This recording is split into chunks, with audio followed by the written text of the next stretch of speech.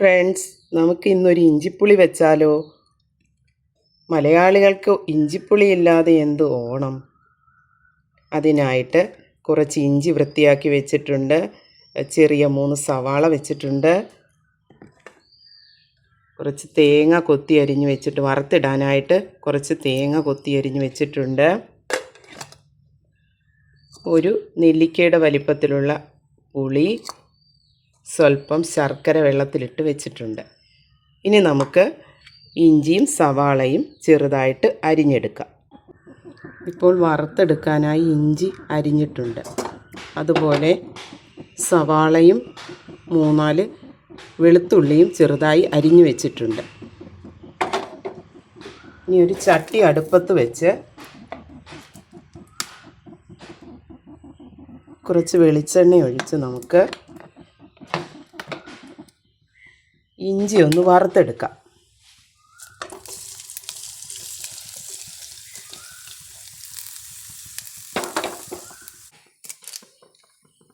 ഇപ്പോൾ നമ്മുടെ ഇഞ്ചി മൂത്തിട്ടുണ്ട്. അതിലേക്ക് കുറച്ച് കറിവേപ്പിലയും കൂടി ഇട്ട് മൂപ്പിച്ച്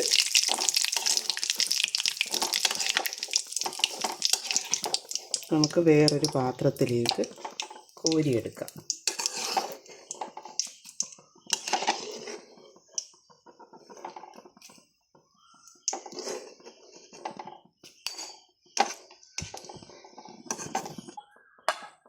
ആ എണ്ണയിലേക്ക് തന്നെ നമ്മൾ ചെറുതായി അരിഞ്ഞു വെച്ചിരിക്കുന്ന തേങ്ങാക്കൊത്ത് മൂപ്പിച്ചെടുക്കാം. ഇപ്പോൾ നമ്മുടെ തേങ്ങ മൂത്തിട്ടുണ്ട്, അതൊരു ബൗളിലേക്ക് കോരി ആ തേങ്ങ മൂപ്പിച്ച എണ്ണയിലേക്ക് നമുക്ക് കടുകിട്ട് കൊടുക്കാം.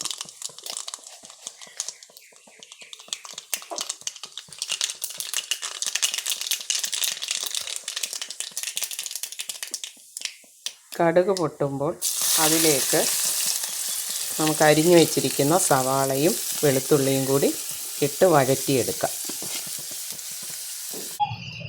നമ്മൾ നേരത്തെ വറുത്ത് വെച്ച 2 സ്പൂൺ മല്ലിപ്പൊടിയും 2 സ്പൂൺ മുളക് പൊടിയും 1 നുള്ളു മഞ്ഞൾപ്പൊടിയും കൂടി നമുക്ക് മിക്സിയുടെ ജാറിലേക്ക് ഇട്ട് കൊടുക്കാം.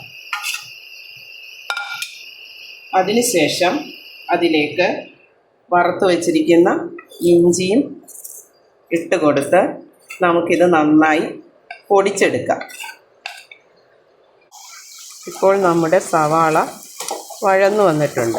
അതിലേക്ക് നമുക്ക് ആവശ്യത്തിന് ഉപ്പ് ചേർത്ത് കൊടുക്കാം. ഉപ്പ് ചേർത്തതിന് ശേഷം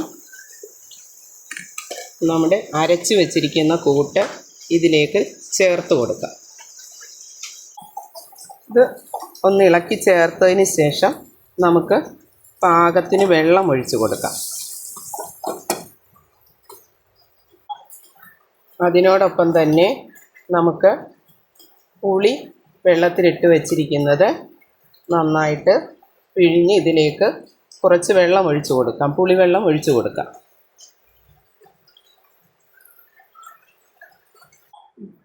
ഇപ്പോൾ ഈ കൂട്ട് ഞാൻ ഒരു ചട്ടിയിലേക്ക് മാറ്റിയിട്ടുണ്ട്. അത് നന്നായി തിളച്ചു.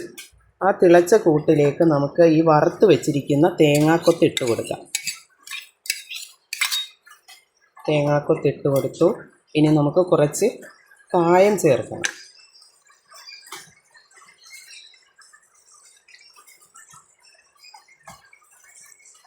കുറച്ച് കായപ്പൊടി ചേർത്തിട്ടുണ്ട്.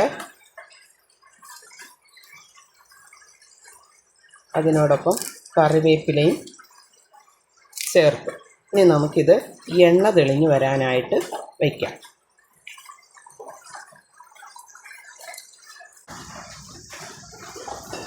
ഇപ്പോൾ കറി നന്നായി തിളച്ച് എണ്ണയെല്ലാം തെളിഞ്ഞിട്ടുണ്ട്. ഇനി നമുക്ക് ശർക്കര വെള്ളം ഇതിലേക്ക് ചേർത്ത് കൊടുക്കാം. ഇഞ്ചിപ്പുളി എന്ന് വെച്ചാൽ എരിവും പുളിയും മധുരവും എല്ലാം കൂടി ചേർന്ന ഒരു കറിയാണ്. അപ്പോൾ രുചി ക്രമീകരിക്കാനായിട്ടാണ് നാം ഈ മധുരം ചേർക്കുന്നത്. പഞ്ചസാരയോ ശർക്കരയോ എന്ത് വേണമെങ്കിലും നമുക്ക് ചേർക്കാവുന്നതാണ്.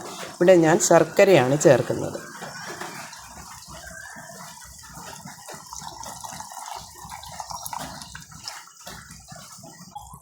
ഇപ്പോൾ നമ്മുടെ ഇഞ്ചിക്കറി റെഡി ആയിട്ടുണ്ട്. അത് ഇഷ്ടപ്പെട്ടാൽ എല്ലാവരും ഒന്ന് ചെയ്ത് നോക്കുക. Okay, thank you. Happy Onam.